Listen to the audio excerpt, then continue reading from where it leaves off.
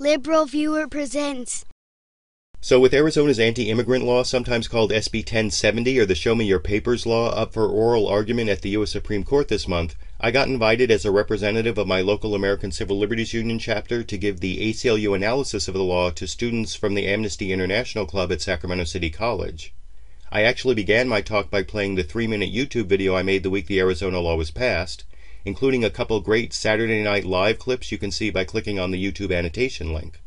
And after playing my video, I went on to give my analysis of the issues you can see here. So that's the video I made the week this came out, and I think... and I think that's kind of the impression a lot of people got of this law, the Show Me Your Papers law. I think there's a lot of outcry about it because of that, and that is one of the four provisions of the law that's currently before the Supreme Court. But one thing you have to understand about this is that there are actually multiple lawsuits against SB 1070, and the fascist part, the racial profiling part, that's not what's before the Supreme Court right now. There's another lawsuit that's still in Arizona, still in district court about that, and I'll talk about that at the end. But what's coming before the Supreme Court for oral arguments next week is just the federal preemption issue, whether the federal government has the power to make immigration laws or whether Arizona can make its own immigration laws in addition to what the federal government has done. And the four provisions that are up before the Supreme Court for review, there's the Show Us Your Papers provision, where it makes it a crime under state law for an individual to intentionally fail to obtain and carry legal immigrant papers while in Arizona. And then there are three other provisions. There's a requirement that police, in making any stop or arrest, try to determine the individual's legal right to be in the U.S. if the officer has a reasonable suspicion of illegality, and if arrested, the individual cannot be released until his legal status is verified by the federal government. That's for every single person arrested in Arizona, although there's been a hold put on that, but that's one of the other provisions up before the Supreme Court. There's also a provision making it a misdemeanor for undocumented immigrants to apply for a job, publicly solicit a job, or actually work in Arizona. And then the fourth provision that's before the Supreme Court is one that allows police to arrest without a warrant any person for whom the officer has probable cause to believe that the individual has committed any crime anywhere that would make that individual subject to be deported.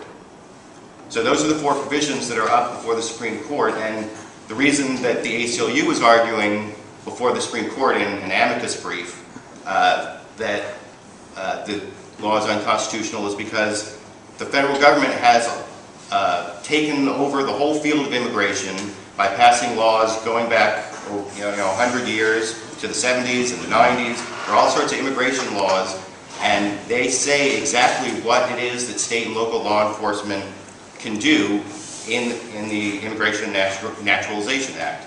And there are four things they can do, and none of them are the four things I said before. First, the federal law authorizes state and local officers to make arrests for federal immigration crime of transporting, smuggling, or harboring certain aliens. So that's something that local law enforcement can do. Also, state and local law enforcement may arrest and detain non-citizens for the federal crime of illegal re-entry into the United States by a deported felon. And third, the Attorney General, and this is a weird one, this has never been used, I just found out about this researching this, that the Attorney General may authorize any state or local law enforcement officer to enforce immigration laws upon certification of an actual or imminent mass influx of aliens. That's never happened, but I guess that's in the federal law. And then fourth, there's a detailed provision that lets states make agreements with the federal government and lets individual state and local law enforcement officers get certified as immigration enforcement officers, and also makes agreements like the Secure Communities Law that maybe some of you heard of, where local law enforcement officers are supposed to send information of people arrested to the federal government and round people up and get them deported.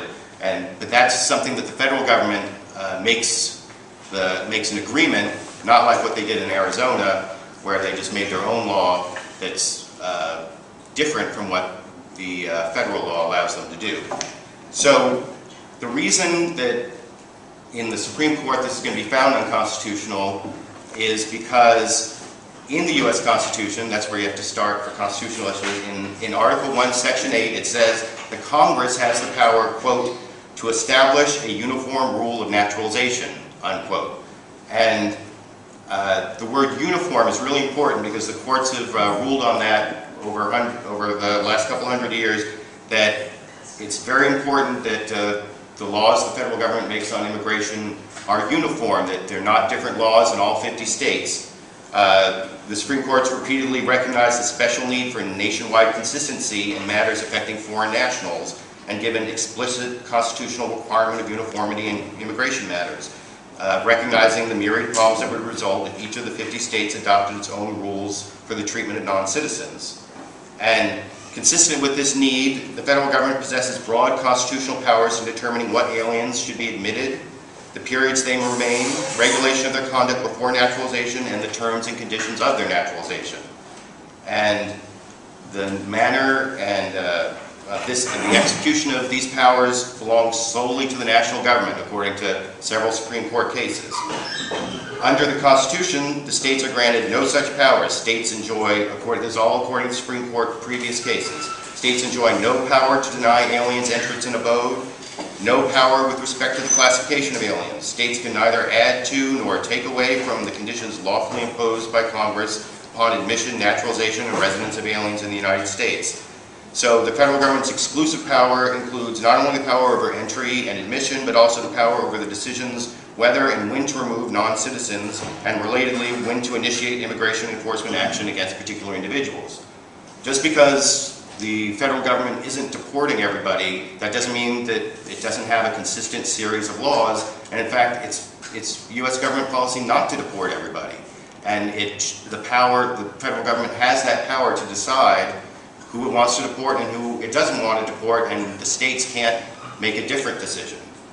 And Congress has always had this power, though it didn't really use it until about 1875. For the first 100 years of the Constitution, we pretty much had open borders. In the first couple elections after the Constitution was ratified, actually aliens, non-citizens, could vote in the elections. So it's been a big change from the first 100 years when we had open borders. But even in the time when we had these open borders and Congress hadn't acted in this area, the Supreme Court still found that laws that states passed conflicted with the federal power and were unconstitutional. There was a New York law which required vessel owners to post a bond for each landing foreign passenger, and that was struck down. There were taxes put on foreign people in New York and Massachusetts before 1875. Those were struck down because of the federal government's supreme power in the area of immigration. And the nation's first 100 years were a period of unimpeded immigration, and it wasn't until 1875 that Congress first passed a statute barring convicts and prostitutes from entering the country. That was where we started on our immigration laws. And the power to investigate, arrest, and detain for these civil immigration offenses is an integral part of the federal government's established exclusive sovereign power. And the court has even said that this power didn't come from the states, but actually was passed over directly from Great Britain when the United States was formed, because the federal government's sovereign power over the entire realm of foreign affairs passed from Great Britain to the colonies in their collective and corporate capacity as the United States of America. So, for all these reasons, the Supreme Court has held in many, many cases that it's the federal government that has the power to decide what's going to happen with immigrants, and Arizona's law does not follow the federal laws. It makes up its own immigration laws, and that's why at the Supreme Court next week, it's most likely that this case, that the SB 1070 will be overturned as unconstitutional. But, you know, that's not the part of the law that most people think about and dislike about this law so much, is not that it encroaches upon federal power.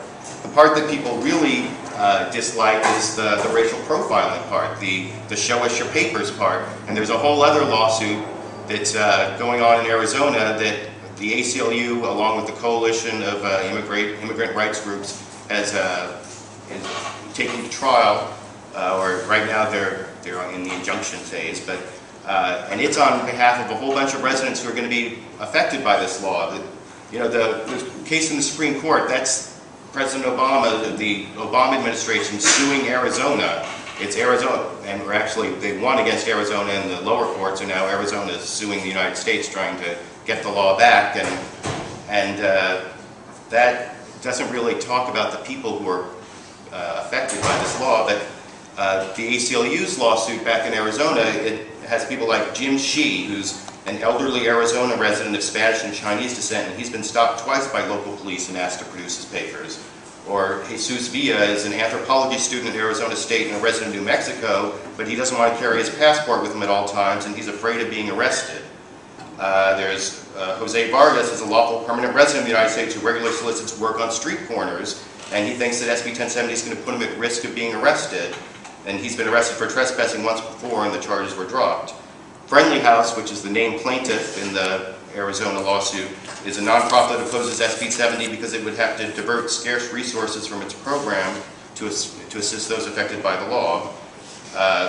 There's also Valle del Sol is a Latino behavioral health and service social organization. They fear that SB 1070 is going to deter their clients from seeking services, and they'll be targeted because they have a Spanish name.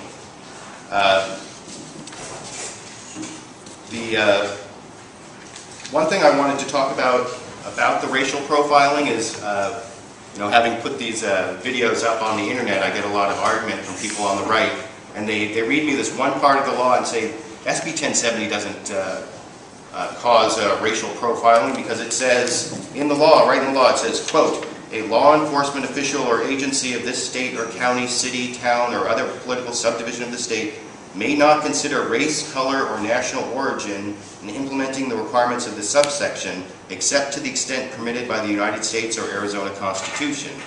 So if you read that and you don't know a lot about it, you might think, oh, it says no racial profiling. But the key words are the extent permitted by the United States or Arizona Constitution, because there's a 1975 Supreme Court case that says that if race or ethnicity is a factor in racial profiling, that's okay, as long as it's not the sole factor.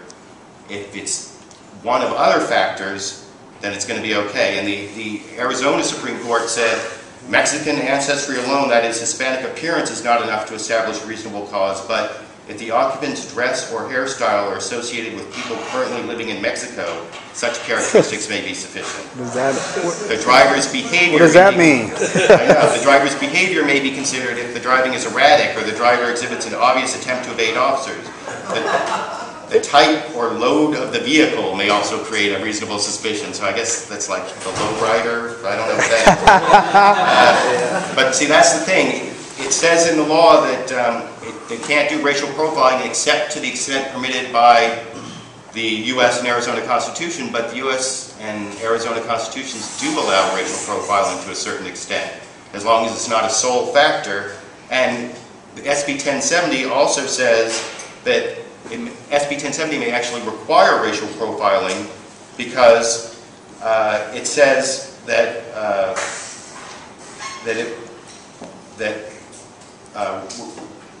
prohibits SB 1070 prohibits restricting enforcement of immigration law to less than the full extent permitted by federal law.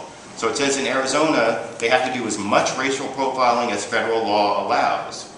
So don't get fooled by this language that's in SB 1070 that says no racial profiling except to the extent permitted by U.S. and Arizona law, because there's the other part that says they have to do as much racial profiling as the law allows them.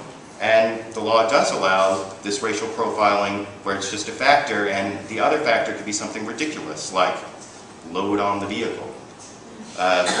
So that's why the ACLU is opposing SB 1070 in Arizona. That's why it will hopefully be found unconstitutional in the Supreme Court after oral arguments next week. And thank you for your attention. Thank